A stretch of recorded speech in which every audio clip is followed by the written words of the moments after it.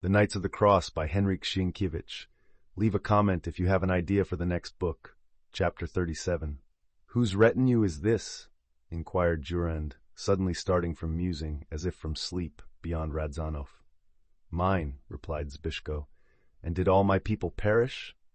I saw them dead in Niedzborz. Have you no old comrades? Zbyszko made no reply, and they traveled on in silence, but hurriedly, because they wanted to get to Spichau as quickly as possible, hoping possibly to meet some Teutonic messengers there. To their good fortune the frost set in again, and the highways were firm, so that they could make haste.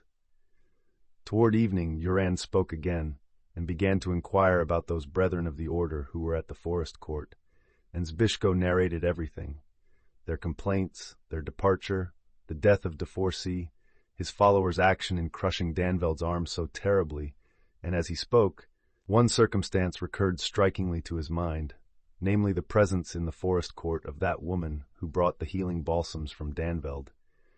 During the bait, he commenced therefore to inquire of the Bohemian and Sanderus about her, but neither knew exactly what had become of her. It seemed to them that she had left either in company with those people who came for Danusia, or soon after them. It now occurred to Zbyszko's mind that this might have been someone sent for the purpose of warning the people in case Jurand should happen to be at the court in person. In that case they would not claim to have come from Spichau, but could have prepared another missive to give to the princess instead of Jurand's fictitious letter. All this had been arranged with hellish dexterity, and the young knight, who so far had known the Teutons only from the battlefield, thought for the first time that the fist was not sufficient for them, but that they must be overcome with the head as well. This was a sullen thought for him, because his great sorrow and pain had become concentrated into a desire for fight and blood. Even help for Danusia in his mind took the form of a series of battles either in troops or singly, and now he perceived that it might be necessary to restrain his desire for revenge and splitting of heads, like a bear on a chain, and seek new means of saving and recovering Danusia. While thinking of this, he felt sorry that Mako was not with him. Mako was as cunning as he was brave. He secretly determined to send Sanderus from Spichau to Szczytno, in order to find that woman and to try to learn from her what had happened to Danusia.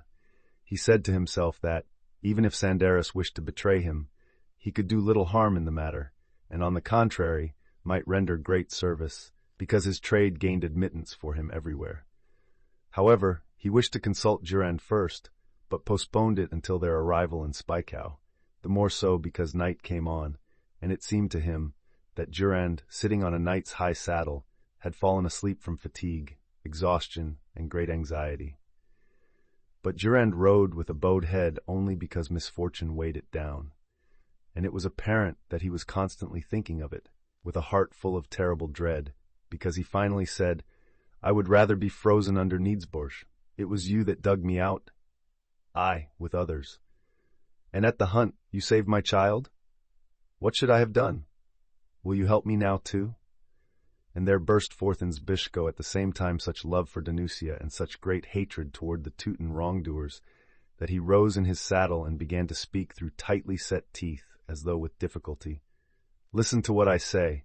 Even if I have to bite the Prussian castles with my teeth, I will do it and get her." Then followed a moment's silence.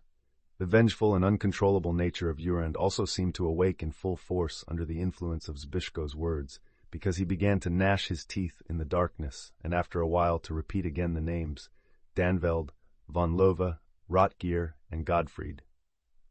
And he thought in his soul that if they wanted him to restore von Burgau, he would do so.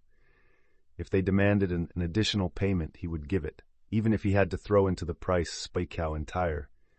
But then, woe to those who had raised their hands against this, his only child. Throughout the whole night, sleep did not close their eyelids for a moment. At dawn, they scarcely recognized each other. To such an extent had their faces changed during this single night. At length, Jurand was struck by that pain and inveterate hatred on Zbyszko's face, and therefore said, "She saved you and snatched you from death, I know. But you also love her?"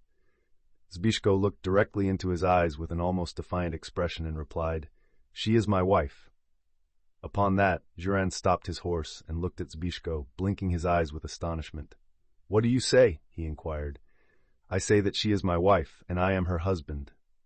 The Knight of Spykow brushed his eyes with his sleeve, as if he were dazed by a sudden thunderstroke, and after a while, without a word of reply, he urged his horse forward to the head of the troop and rode on silently.